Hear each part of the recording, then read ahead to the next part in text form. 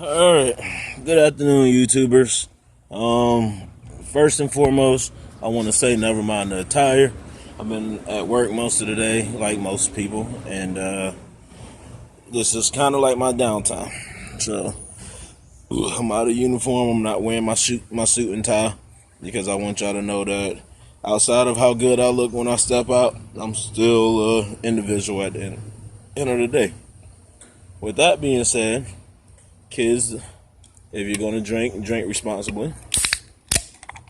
You know, I don't encourage smoking, but if you choose to, smoke for the taste, not to inhale it in your lungs. That leads to cancer, throat cancer, and other things. As soon as you taste the smoke, if it's a menthol, like in my case, you taste that menthol, exhale the smoke, you get your ecstasy from the taste of the menthol. It's almost like chewing a pack of Winter Fresh gum, but it gives me something to do with my hands and not just move my mouth, because I am a talker most of the day. Now, with that being said, let's get into this video. So I'm scrolling through Facebook looking for intellectual conversations like I always do, and this conversation came across my timeline. The conversation is, why do men hold on to women they don't want a relationship? Question mark with a curiosity emoji. This guy Terrence, who won't say his last name because copywriting reasons and lawsuits and all that, he said for security. A young female by the name of Sierra commented on it. She said, shake my head.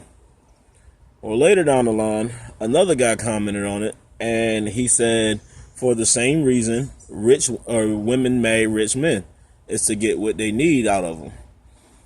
And she said, shake my head doesn't make sense. Well, then the second guy commented again, and he said, well, I can't fully explain it. So me being the man of intellectual awareness that I am, I'm taking time to explain it, and I love feedback on this video. Again, the conversation is, why do men hold on to women they don't want relationships with? So when Sierra said shake my head, I took the liberty of tagging her specifically because the other two men could not fully elaborate on what they meant. And this was my comment. I said, Sierra, he had an honest answer. Life without support becomes a struggle, especially when people you work with do not see another person's level of growth. You see, most people only view each other on a level of self-understanding, when they should view someone as the person views themselves. If a person who lives and feels like a boss gets treated like a peasant, it creates conflict of interest. Therefore, oftentimes women look down on good men to make themselves feel better while looking up to people who treat them like trash, because that person they look up to has a better financial backing.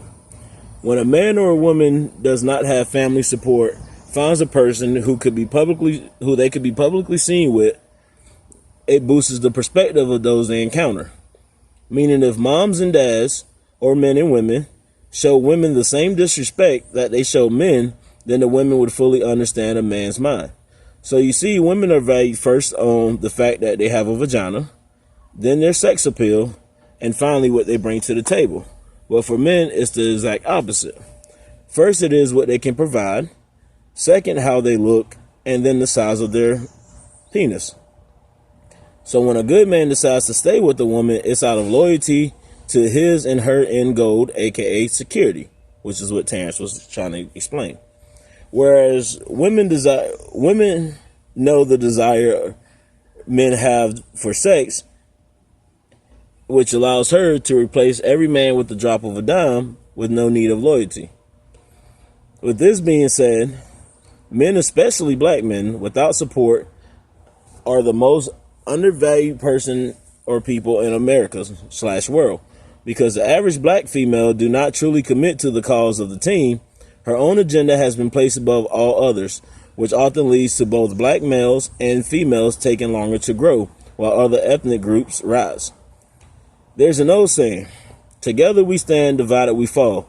And since the dawn of colonized America, Americans have caused unnecessary imbalance in black/majority households to ensure the rise of their own race. If they keep the minorities fighting with each other, it keeps them from rising together and addressing the real issue, and that issue is modern day racism and hatred. Now that's my personal opinion. I'm putting this video on YouTube to, one, see where the 2% of America stands on this conversation. That's the intellectual 2%.